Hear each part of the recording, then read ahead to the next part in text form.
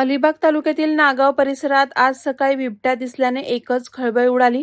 बिबट्याच्या हल्ल्यात एक युवक जखमी झाल्याची प्राथमिक माहिती मिळत असून गावकऱ्यांमध्ये प्रचंड भीतीचं वातावरण निर्माण झालंय।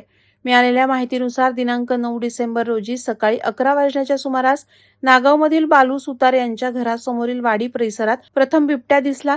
प्रत्यक्षदर्शी केदार टरकर यांनी सांगितलं, बिबट्या खूप मोठा आहे, अक्षरशः कमरे एवढा उंच। तो अत्यंत आक्रमक स्वरूपात परिसरात फिरताना दिसला। अनेकांनी त्याला स्वतःच्या डोळ्यांनी पाहिलं असं त्यांनी सांगितलं।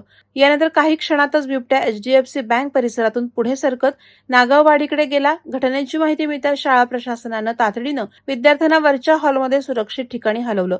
तसंच पालकांना मुलांना ताबडतोब घरी घेऊन जाण्याचं आवाहन करण्यात आलंय। दरम्यान वनविभागाची पथकं नागावमध्ये दाखल झाली असून बिबट्याचा शोध आणि परिस्थिती नियंत्रणात आणण्यासाठी प्रयत्न सुरू आहेत।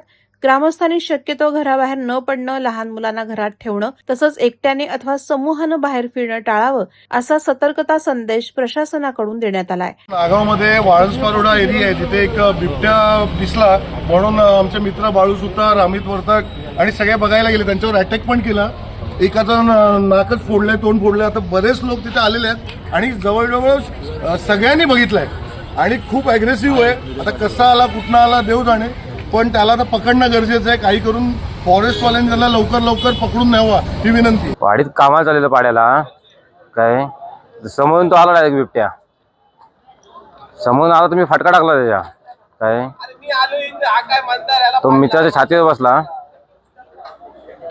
त्याच्या फटका टाकला मी। त्याच्या काही जखम बिकम झाले का? नाही, जखम नाही झाली, म्हणजे बघितली, बघायला टाइमच नाही भेटला आम्हाला काय। आम्ही आमचा जीव वाचवायचा प्रयत्न केला। नाकाला फ्रॅक्चर आहे, नाकाला फाडले, पंजाने पंजा मारला त्यांनी। हर्षदा निखिल मयेकर, सरपंच नागाव। इकडे नागावमध्ये बिबट्या दिसलेला आहे, त्याने दोघांवर हमला पण केलेला आहे, एक जण जखमी झालेला आहे त्याच्यामध्ये। तर सगळ्यांना मी आवाहन करते, नागावमधल्या रहिवाशांना तसेच नागावमध्ये येणाऱ्या पर्यटकांना सुद्धा, की आजच्या दिवस तुम्ही इंडोर राहा। रेस्क्यू टीम आलेली आहे, पोलीस प्रशासन इकडे पोहोचलेलं आहे। सिच्युएशन अंडर कंट्रोल आहे, परंतु तो बिबट्या अजूनही उघड्यावर म्हणजे फिरतो आहे वाड्यांमध्ये।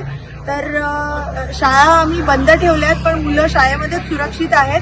पुढील परिस्थिती पाहून शाळा सोडण्यात येतील।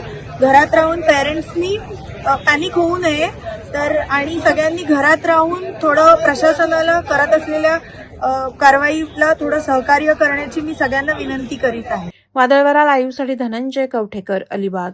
नवी मुंबई व रायगड जिल्ह्यातील ताज्या बातम्या आणि घडामोडींसाठी सबस्क्राईब करा वादळवारा लाईव्ह चॅनल आणि दाबा बेल आयकॉन।